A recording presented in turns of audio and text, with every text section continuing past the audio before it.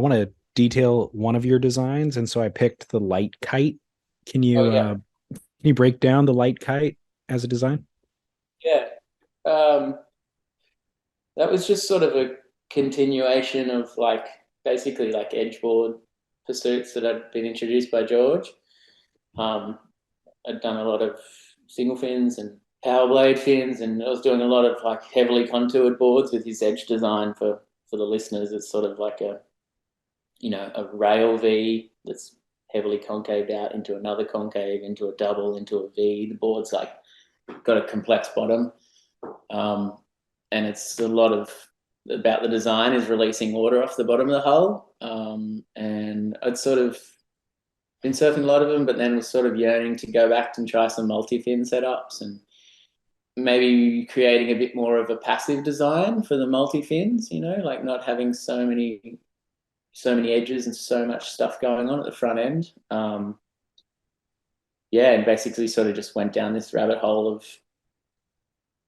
reducing the nose area. It's sort of got a slight diamond and basically kind of harping back to going back to some sort of performance surfing, but with sort of a more productive hull, like edgeboard. It's got edgeboard concepts, but it's sort of got a little more triplane in it, and it's got quad fins basically. But it's short, right? Short, yeah, they're pretty short. I'm 5'7", 5'8" on a good day, so I'm riding about 5'5", Yeah. so it's shorter than me. Short, wide, lots of planing area. There's a chine in the nose that actually starts up convex essentially and then flips in through the board into concave. Um, so it's got this sort of parabolic chine that actually spins throughout the outline. It's got pretty heavily concaved, and yeah, they're flying. I've got some volume distribution, so it's almost got like an S deck through the whole thing. There's lots of Mm. foam behind your back foot, almost right to the tail before it sort of steeps down quite quick. Yeah, it was sort of just a reaction to riding smaller waves around here. Where I've moved is a bit further south, and we don't get a lot of the bigger south swells that hit up the eastern cape. So I was surfing a lot of smaller waves, and it's just sort of been a reaction to that environment. Like, but then I don't know, the design sort of I've put into some bigger boards now, and I'm starting to scale it up again, and still have that feeling of a light kite, but being able to put into like a few more different outlines. And yeah, I don't know, still always working on it, but so far it's feeling good. It looks radical. It looks unlike almost anything that I've seen. Um, and it looks fast, but how rippable is it? Does it go vertical?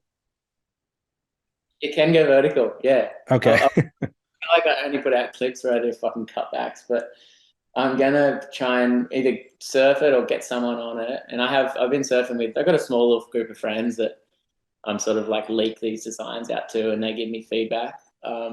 And recently, a couple of them have been over to Indonesia and stuff. So yeah, it can go vertical. Yeah, for sure. Okay. Yeah. It's actually the way the design is same as the edge board. Is there's actually three different rockers in it. So the the chined first rocker is a lot lower. The rail line's elevated in the nose. So the rail line actually has more rocker, and then the center concave is another flatter rocker that exists inside it. So when you do go on rail, you've got the elevated rail line from the chine, and that essentially is a modern rocker. If you were to measure it up, it's really pretty modern. It's sort of Okay. that 4.5 in the nose, and then 2.25, 2.5 in the tail. So there is a modern rocker that exists in that board, but when you're planing or trimming, you've got a sort of lower, flatter rocker through the core. So if you want to go there, if you want to rip it, you can. But if you just want to like fly along the face and trim around, you can too, because there's different planing surfaces you can activate. Gotcha. Can you explain? I know it's quad fin setup, but can you explain the shape of the fins? Yeah, the shape. I've sort of started working with the guys from Hanalei Fins. Robin Mayer, I don't know too much about him, but he lives in Kauai. I think he was a sailboarder and a surfer through the 70s and 80s. But a crew out here in Australia have sort of taken on the licensing from him. They're called Sanded Australia, and they're basically a supplier. They're like a foam easy or they got supply resin and supply glass, and they do a lot of flax and basalt and stuff like that. But they took on the distribution for Hanalei out here, and they were just really interesting fins to me. I'd sort of worked in when I lived up in Byron. I worked in a kneeboard factory, Dave Parks's kneeboard factory, and he always was riding Hanalei fins, and he had this like, and a lot of the kneeboarders were, and they were always quads, and I was always looking at them just like, that is such a nice looking fin design. It sort of has this. I feel like they look like the sail of a Hobie cat or something, or a Hmm. like, nice curve to them. They have that like, sort of organic, sort of like biomimetic, natural curve to them. They're not. They don't have the rake and the sort of switchback like a dolphin fin. They're sort of more of a maybe like a Spitfire wing if you tilted it that way, something like that for the listeners. But they also had this really interesting inside concave, which I always thought was amazing. So they've got this like nice sort of aerofoil on the outside, and then this inside pretty accentuated fin concave. And there was just a set sitting at in the surf shop where next to where I used to work down in Ballina at Local Motion. There was a set sitting in the racks there that hadn't sold in years. It was just on the wall, and I'd always walk past them, and I was like, "Fuck it, I'm just gonna try these fins." Like, and they just blew my head off. I just Hmm. out, and they were in. I had this little board marked up that was one of Ryan's, my glasses, and he put his favorite quad fin placement, which was quite clustered, and they were just so fast off the get go, and they had this nice like pivot to them, but then they had this nice sort of flighty glide to them, and they just felt really, really sparky. And yeah, the initial, I don't know if it was the concave inside foil, the initial pump you sort of do to get speed on a wave, which just had this like, I don't know, freshness that I hadn't felt in a long time.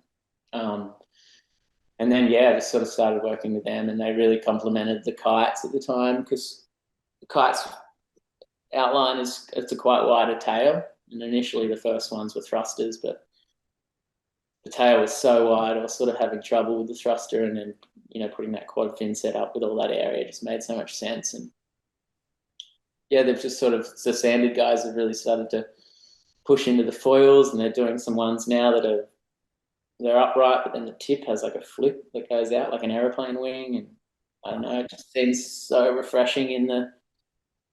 I'm just So so into the moment.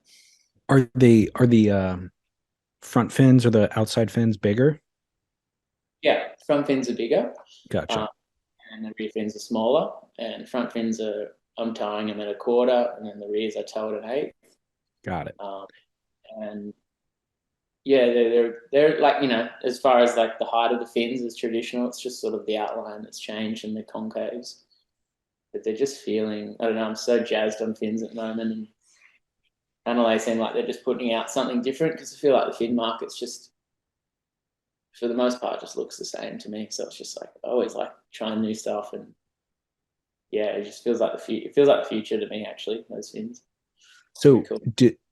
do a set of fins come with a board purchase? Because it'd be hard for somebody to source the right set. Okay, Yeah, I kind of always good. do. I like that. Like I'd be pretty bummed if you got a board and you didn't have the fins to go with. Yeah. It's kind of that's my design idea. So it's a good starting point. If someone wants to put their favorite quads in there, though, like go for it. Yeah, but Yeah. leaving it to chance really does the board a disservice too. So much the fins, the boards are so dominated by the fins. Like I feel like that's my whole ethos with doing with design or whatever is basically offsetting the fins because they're so, Interesting. so dominant. So it's like if if I'm going to stick four fins back there with that X amount of surface area, like I'm going to need to make the front of the hull of the board a little more passive because I don't want those two designs to fight. I don't want those two control inputs to fight on the bottom of the board. Right. Or if I'm sticking one fin back there, I want a heavily contoured forward hull or like a heavily contoured board at the front because I want that hull of the board to be working in unison with the fin. So it's just always this balance of like that's what I feel like I'm doing every time I shape is like what fins, what conditions, and then like how am I going to offset these two ingredients so that they work Yeah. harmonious.